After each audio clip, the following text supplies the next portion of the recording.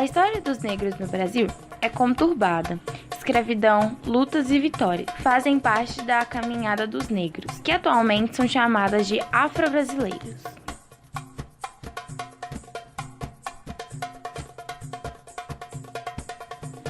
O transporte de negros africanos se fazia por meio dos navios negreiros, e as condições eram precárias. Resultavam, na maioria das vezes, as mortes dos escravos. Os quilombos eram pequenas aldeias que abrigavam os negros fugitivos e, unidos, formavam uma comunidade econômica, política, social e religiosa, de acordo com os costumes dos seus países de origem. Assim, se tinha uma sociedade livre.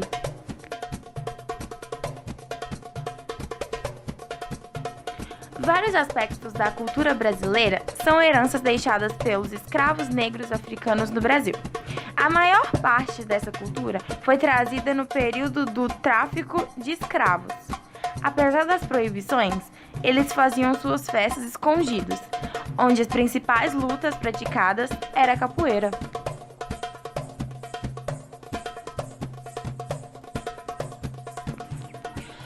Os negros eram trazidos da África dentro dos porões dos navios negreiros. Alguns não resistiam à viagem e eram lançados ao mar. Quando chegavam no Brasil, eram vendidos, sendo que eles valorizavam os mais fortes e saudáveis. O trabalho era pesado e, como forma de pagamento, recebiam roupas velhas, alimentação ruim e tratamento precário. Os dormitórios eram instalados em grandes galpões chamados de senzala.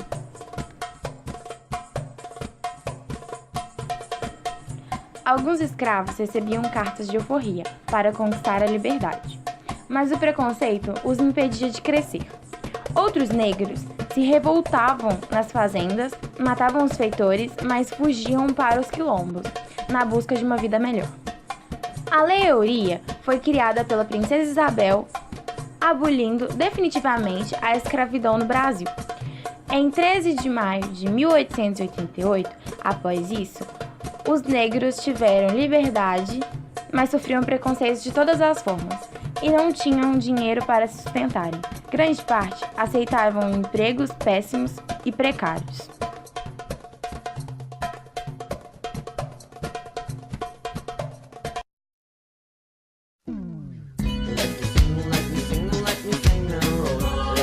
Escravidão, um termo bem polêmico, não é mesmo? Ao ouvirmos esta palavra, logo nos vem à mente os negros trazidos da África. Por isso então vamos ver como tudo isso começou. Ao chegar no lugar que hoje chamamos de Brasil, os portugueses tinham um objetivo: explorar ao máximo a terra descoberta. Queriam obter lucros e, claro, ultrapassar sua grande rival, a Espanha. De início, tentaram o sucesso na extração de minérios, como o ouro, a prata, metais muito valorizados na Europa. Mas não deu certo. O Brasil não tinha tanto ouro assim. Pensaram então, e agora? Como compensar os investimentos feitos na colônia? Tentaram o pau-brasil, mas também não deu certo. Os portugueses tiveram então uma grande ideia: investir em algo mais lucrativo que o ouro e tão doce quanto o mel. Opa, mas peraí, essa aí não é a Mel Lisboa? Apesar de que tem tudo a ver, não é?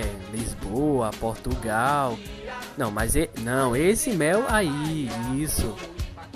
Mas então, o que era mais lucrativo do que o ouro e tão doce quanto o mel? Isso, o açúcar. Isso mesmo, esse açúcar aí, branquinho, que todo mundo tem em casa. Este produto era extraído da cana-de-açúcar por meio dos engenhos. Além disso, começaram a cultivar o algodão, o fumo e a investir na pecuária. Porém, os trabalhos nas plantações e nos engenhos, onde se fabricava o açúcar, exigiam muita gente.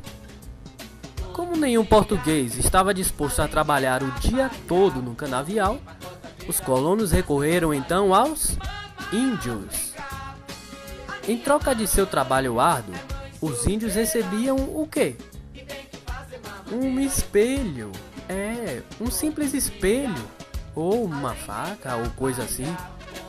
Pois é, trabalhavam duro só para ganhar esses objetos de pouquíssimo valor. Mas, para a lavoura, a escravidão indígena não deu bons resultados. Os índios passaram a não querer mais trabalhar, pois estavam acostumados a uma vida livre, além de serem defendidos pelos jesuítas. Os jesuítas diziam que os índios precisavam ser catequizados para se aproximarem de Deus. Portanto, os colonos precisavam de outra opção de mão de obra. Mas qual? É isso aí, é isso mesmo que você está pensando. Os escravos vindos da África. Milhões de escravos vindos de lá entraram no Brasil por meio do lucrativo tráfico de pessoas. Até o século XVI, muitos escravos vinham de Guiné, Angola ou Moçambique. Os portos do Brasil que mais escravos africanos receberam foram os de Salvador, Recife e Rio de Janeiro. Nessas cidades, os negros, assim que chegavam, recebiam forte alimentação na base do milho para recuperar as forças perdidas durante a viagem. Depois, eram vendidos em leilão. Eles eram vendidos como animais. Por isso, os compradores observavam o físico do escravo. Tinham um preço mais elevado os escravos que tinham dentes bons, canelas finas, quadril estreito e calcanhares altos. Uma avaliação completamente racista. A viagem da África ao Brasil era feita em embarcações chamadas de navio negreiro. Você acha que os navios eram bem confortáveis? Para os portugueses, sim, mas para os escravos era um verdadeiro inferno. Ficavam nos porões do navio, onde haviam de 100 a 400 pessoas amontoadas. Viajavam quase nus, sufocados pela falta de ar e torturados pela fome e pela sede. Sem contar que a viagem levava em média 35 dias para chegar no Brasil. Muitos morreram durante a viagem. Acha que o sofrimento acabou por aqui? Não, eles ainda iriam sofrer muito, mas muito mesmo. Primeiro que eles estavam indo para um lugar que nunca tinham visto antes, onde ali tudo era diferente. A cultura, os costumes, inclusive o idioma. Estavam longe de sua família, seus amigos. Resumindo, sentiam-se como um peixe fora d'água. Ao chegar no Brasil, muitos dos escravos já eram direcionados aos canaviais. Lá trabalhavam de sol a sol nos engenhos ou na colheita da cana. Trabalhavam arduamente e tinham uma pesada rotina de trabalho, que poderia alcançar um turno de 18 horas diárias. Mas, peraí, o dia tem 24 horas, certo? E geralmente dormimos 8 horas por dia. Isso quer dizer que os escravos muitas das vezes só tinham 6 horas de sono. Não sobrava tempo para nada, só para trabalhar, comer e dormir. As condições de vida eram precárias e desumanas. Eram tratados como se fossem animais. Na verdade, hoje até um animal é tratado melhor. Sua alimentação era extremamente limitada e eram cruelmente maltratados. Eram constantemente alvos de práticas violentas e castigos dos senhores de engenho. Além disso, aqueles que se rebelavam contra os senhores do engenho eram mortos ou torturados de diversas formas, como levar chibatadas num tronco. Sem contar de que muitos fazendeiros marcavam os seus escravos com ferro quente, como se fossem gado. Muitos ficavam acorrentados durante certo tempo para que não fugissem. Mediante tantas adversidades, a vida média de um escravo de campo raramente alcançava um período superior a 20 anos. Quando não estavam trabalhando, ficavam nas senzalas. Porém, eram proibidos de usar sua língua e sua cultura. Mas e a igreja? Não tinha ela contribuído para a proibição da escravidão de índios? E agora, no caso dos negros, o que ela fez? A igreja dizia que a escravização destes era uma forma de purgar os seus pecados e de convertê-los ao reino de Deus. Vemos aí a que ponto chegou o preconceito racial. Os senhores de engenho proibiam os escravos de praticar qualquer tipo de luta. Logo, os escravos utilizaram o ritmo e os movimentos de suas danças africanas, adaptando a um tipo de luta. Surgia assim a capoeira, uma arte marcial disfarçada de dança. Foi um instrumento importante da resistência cultural e física dos escravos brasileiros. Os escravos africanos também sofriam com as doenças. As mais frequentes eram o banzo, o sarampo e a varíola. A mais estranha de todas era o banzo, que era um tipo de depressão que batia no escravo, que ele deixava de comer e enfraquecia-se e morria. Ou até mesmo, tão triste por estar longe de sua terra, se suicidava. Quando fugiam das fazendas, os escravos eram perseguidos pelos capitões do mato, que tinham uma maneira de capturar muito violenta. Apesar da dificuldade de fuga, muitos conseguiram fugir. Os que fugiam se juntavam a outros escravos fugitivos, formando um grupo de negros chamado de quilombo. Houve quilombos no Rio de Janeiro e na Bahia. Porém, o mais importante foi o de Palmares, na Serra da Barriga, no atual estado de Alagoas. Em Palmares, os negros fizeram roças de milho, feijão, mandioca e procuravam manter-se em paz com os moradores vizinhos, com os quais trocavam seus produtos agrícolas por roupas e ferramentas. Lá, também podiam viver de acordo com a sua cultura e seus costumes.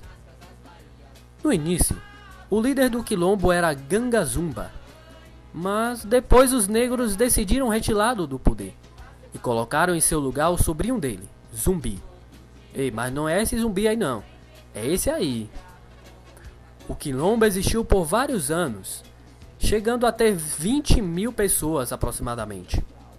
Porém, em 20 de novembro de 1695, o quilombo foi destruído por Domingos Jorge Velho e Zumbi foi morto. Atualmente, em homenagem a Zumbi, este dia é considerado o Dia da Consciência Negra. Apesar de não poderem viver com sua cultura, os negros conseguiram preservar seus valores e costumes.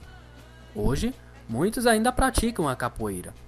Também são de origem africana muitas festas e danças, certas crenças que ainda têm tantos seguidores, comidas como o vatapá, o angu e o mugunzá, e temperos como o azeite de dendê. Bem, há muitos anos a escravidão foi abolida por meio da princesa Isabel, que por sinal foi uma das princesas mais feias da história. Hoje também é proibido o uso de escravos. Porém, atualmente, muitos negros sofrem ainda com as consequências do que aconteceu há centenas de anos atrás. E sofrem também com algo bem antigo, que ainda permanece em nossos tempos. O quê? O preconceito racial. Sabemos que existe somente uma raça, sim, a raça humana. Mas muitos, como os colonos do século XV, ainda são influenciados por esta discriminação. Acham que a cor que a pessoa possui vai demonstrar se ela tem caráter ou não. É lamentável saber que milhões de pessoas no mundo sofreram simplesmente por possuir um tom de pele diferente. Que mundo é esse que vivemos? Quando é que esses aí que se consideram superiores vão abrir os olhos e ver que somos todos iguais?